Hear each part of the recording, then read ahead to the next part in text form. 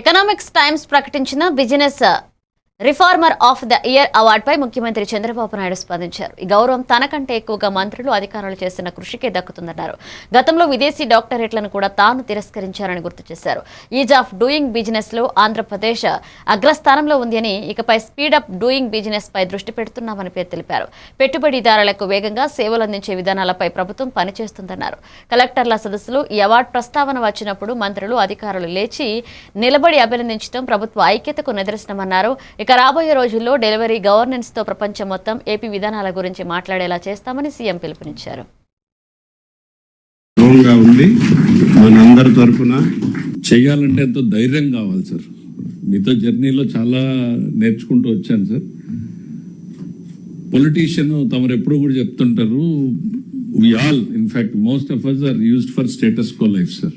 Status కోలో comfort ఉంది, మాకు కన్వీనియన్స్ ఉంది, and nobody is challenging us and we don't challenge anything or anybody, and there's so much of comfort, it suits everybody sir.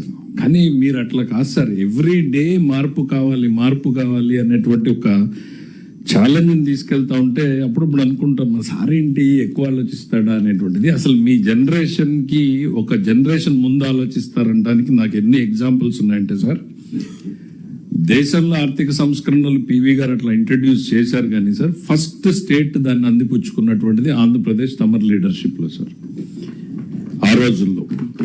దాని తర్వాత గుజరాత్ ఒక 8 years తర్వాత Gujarat అందిపుచ్చుకుంది sir మనల్ని చూసిన తర్వాత. IT reforms first time in the country